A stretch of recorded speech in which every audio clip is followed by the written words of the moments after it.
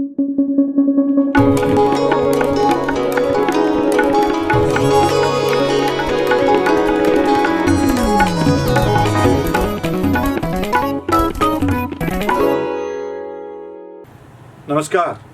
मेरे शव के पीछे चलने वालों, किंतु उस दिन तुम याद रखना, राम नाम है सत्य न कहना, कहना सच्ची मधुशाला।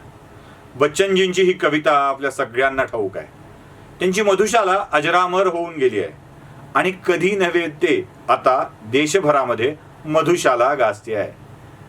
ही मधुशाला अर्थात दारूची दुकानं उघडावी की न उघडावी यावर प्रचंड मोठा वाद चालू आहे। पूर्वी जो बेवडा होता, दारुडा होता, तो त्यांच्या मते अर्थव्यवस्थेचा कणा झालाय, तर हाच अर्थव्यवस्थेचा कणा याचा उपहासात्मक मांडणी अनेक जण करतायत। 1.5 महिन्याच्या लॉकडाऊन नंतर दारू दुकान उघडणार म्हटल्यावर सगळी दारूप्रिय मंडळी, मी तळीराम किंवा बेवडे हा शब्द वापरणार नाहीये, सगळी दारूप्रिय मंडळी उत्साहाच्या भरात दारू दुकानांच्या समोर गेली आणि नाशिकमध्ये काय मार खाल्ला म्हणतात। लातूरात थोडीशी शिस्त पाळल्या गेली आणि अन्य जिल्ह्यांनी मात्र न उघडण्याचाच निर्णय घेतला, पण जिथे उघडला तिथे बातमी झाली एवढं मात्र नक्की। कालचा अख्खा दिवस दारू न पिता दारू दारू दारू हा शब्द टीव्हीवर पाहून आणि दारूची दुकानं पाहून खरंच झिंगल्यागत व्हायला लागलं होतं। खरं तर दारूची दुकानं उघडावी की न उघडावी यावर चर्चा होत आहे, त्यावर अनेक जण दारूची दुकानं उघडायला नकोच आहेत असं म्हणताय। माझी काही छोटी छोटी प्रश्न आहेत। मी दारू प्यावी या मताचा नाही, दारू पिलीच पाहिजे असा माझा आग्रह नाही, पण काही प्रश्न, काही मुद्दे आहेत, त्याचा आपण विचार करावा। मुळात दारू दुकानं बंद झाल्यानंतर दारू उपलब्धच नव्हती का हा पहिला प्रश्न आहे। तर ती उपलब्ध होती, हवं तिथं हवं त्या ठिकाणी हव्या तेवढ्या प्रमाणात दारू उपलब्ध होत होती। अट फक्त एक होती की थोडेसे जास्त पैसे द्यावे लागतील। 50, 55, 75 रुपयाची देशी दारूची क्वार्टर ही साधारणतः 200 रुपयापर्यंत उपलब्ध होत होती। साधारणशी विस्की ही 500 रुपयापर्यंत अवेलेबल होती, तर प्रीमियम विस्की ही 700 ते 800 रुपयापर्यंत अवेलेबल होती। पुढे स्कॉच वगैरेचे दर वाढते होते। आता तुम्ही म्हणाल दारूचे भाव तुम्हाला कसे माहीत, तर ते माहीत करून घ्यावे लागतात म्हणून माहीत आहे। अर्थात पितो की नाही याचा खुलासा जाहीरपणे करण्याची गरज नाही आहे, पण जी दारूची बाटली 50 रुपयाला उपलब्ध असते ती 200 रुपयाला, जी 100 रुपयाला मिळते ती 500 रुपयाला आणि जी 200 रुपयाला मिळते ती 700 रुपयाला मिळू लागली होती। एवढा जास्त पैसा खर्चावा लागत होता। ज्यांना रोज टाकायची सवय आहे ती मंडळी रोजच्या रोज ही उपलब्ध देखील करत होती। म्हणजे रोज ज्याचा 200 रुपये दारूचा खर्च आहे त्याचा खर्च 700 रुपये झाला होता, ज्याचा 100 रुपये त्याचा 500 रुपये झाला होता। आणि आणखी एक, मिळत नाही म्हणून एकदाच स्टॉक करून घेण्याची वृत्ती आणि सवय देखील वाढलेली होती।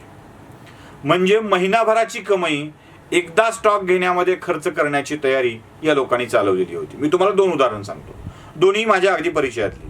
एक, माझ्या कॉलनीच्या बाजूला जी कॉलनी आहे त्या कॉलनीतला एक तरुण मुलगा आहे, कॉन्ट्रॅक्टर आहे। त्याला रोज 1 क्वार्टर टाकल्याशिवाय झोप लागत नाही आणि तो रोज 1 क्वार्टरच्या शोधामध्ये अख्खा शहरभर संचारबंदी असताना देखील फिरत होता। आता याचं फिरणं एक धोकादायक हा एक विषय आहे आणि 500 रुपये खर्चून 1 बाटली आणायचाच। शेवटी त्यानं महिनाभरासाठी म्हणून एक मोठा स्टॉक घेऊन टाकला। त्याची बायको घरी बोंब मारत होती की यानं 10,000 रुपये एकदाच खर्चून टाकले। दुसरं उदाहरण, माझ्याकडं गल्लीमध्ये कचरा खूप वाढला, गवत खूप वाढलं, म्हणून आम्ही 2-4 लोकांनी मिळून एक मजूर कामाला लावला आणि त्या मजुराला 2,000 रुपये मजुरी दिली। त्यानं त्या 2,000 रुपयाची 200 रुपयाला 1 प्रमाणे 10 दारूच्या बाटल्या घेऊन आला आणि त्याला मिळालेली या काळातली 2,000 रुपये सुद्धा त्यानं खर्चून टाकले। आता त्याची खाण्याची भ्रांत आहे। ही दारू उपलब्ध होती त्या काळात तो मिळालेल्या 2,000तून 1 बाटली 50 रुपयाची घेऊन घरी जात होता आणि बाकीचे पैसे घरच्या कामासाठी वापरत होता। आता त्याची प्राथमिकता दारू झाली आहे। अधिक पैशांनी ही उपलब्ध असेल तर दारूवर बंदी घालण्याची प्रक्रिया ही उपयोगाची नाही हे लक्षात घ्या. उलट जास्तीचा पैसा खर्च करून लोक दारू उपलब्ध करतायत. त्यामुळं अशा लोकांना दारू उपलब्ध करून देणं हा मार्ग योग्य आहे. म्हणजे खरं तर आपण एवढी मोठी यंत्रणा उभी करून ठेवली आहे की ते आता बंदी करणं हे शक्य नाही अशा स्थितीमध्ये आलेलो आहोत. बंदी करता येईल, कायद्यानं बंदी घालता येईल, पण व्यसनाधीन लोकांचं व्यसन सोडवणं खूप अवघड झालेलं आहे. याला अजून एक मार्ग आहे. एखाद्या शहरामध्ये 12-15 जिल्ह्याभरामध्ये 12-15 वाईन शॉप असतात आणि जिल्ह्याची लोकसंख्या 20 लाखाच्या आसपासची असते. आपण 20 जरी वाईन शॉप गृहीत धरले तरी 1 लाख लोक एका वाईन शॉप मागे येतात. त्यातलं पिणाऱ्याचं पर्सेंटेज वेगळं करून ते 5-50 हजार लोकांच्या पर्यंत एका वाईन शॉप मागे येईल. जेव्हा 5-50 हजार लोक एका वाईन शॉपवर अवलंबून असतील तेव्हा गर्दी तर होणारच आहे.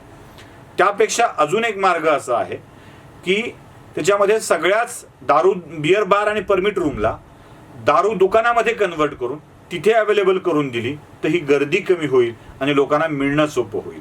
माझी सरकारला अजून एक विनंती आहे, तुम्हाला बंदच ठेवायचं असेल ना तर इल्लीगल विक्री सुद्धा बंद करा, तर त्या दारू बंद करण्याला अर्थ होईल.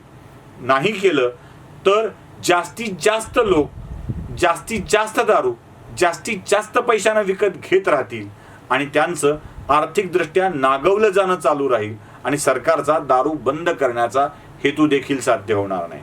त्यामुळं या सगळ्या लोकांनी इलिगली विकण्याची जी प्रक्रिया सुरू केलेली आहे ती तरी बंद करावी किंवा लिगली तरी विक्री सुरू करावी, जेणेकरून स्वस्तही मिळेल, योग्य दरातही मिळेल आणि सगळ्यात मोठी गोष्ट म्हणजे गर्दी कमी होईल आणि त्यासोबतच सरकारचा महसूल देखील मिळेल. या सगळ्या गोष्टींचं पालन करताना दारू या विषयावर दारूच्या बाजूने बोलताना खाली शिव्या बसणार आहेत हे माहीत असताना सुद्धा हे धाडस मी करतोय, कारण दारू विक्री करणं ही आता आवश्यक बाब नसली तरी सुद्धा काही लोकांच्यासाठी ती आवश्यक बाब आहे. त्या आवश्यक बाबीला जर पाळल्या गेलं नाही तर गर्दी वाढणार आहे. त्यामुळं सगळ्या बिअर बारला दारू दुकानात कन्वर्ट करावं, तिथून उपलब्ध करून द्यावी. विकायचीच असेल तर केवळ वाईन शॉप उघडून जमणार नाही, तर त्यांनाही दारू दुकानात कन्वर्ट करावं, म्हणजे गर्दी कमी होईल. अन्यथा याची चोरून होणारी विक्री देखील रोखता आली तर बघावं, कारण ती विक्री रोखता येणं सुद्धा अवघड आहे. जी माणसं रोखणार आहेत त्यांना सुद्धा प्यायला लागते. कोरोनाच्या भयानं बंदोबस्तावर असलेला पोलीस असो, रुग्णांची सेवा करून थकलेला डॉक्टर असो, रुग्णसेवा करून थकलेला पॅरामेडिकल कर्मचारी असो, या सगळ्यांना आपल्या थकव्यावरचं एकमेव औषध 2 घोट वाटतात आणि त्यामुळं या लोकांना देखील ती अवेलेबल होत असते. ही अवेलेबिलिटी आपण रोखू शकत नसू तर लिगली उपलब्ध करून देऊन त्यांचं आर्थिकदृष्ट्या नागवलं जाणं तरी कमी करता येईल का, एवढंच माझं म्हणणं आहे. नमस्कार. अनालायझरचा हा व्हिडिओ कसा वाटला ते नक्की कळवा. लाईक, सबस्क्राईब करायला विसरू नका. बेल आयकॉन नक्की दाबा. आपली भावना आमच्यापर्यंत नक्की पोहोचवा.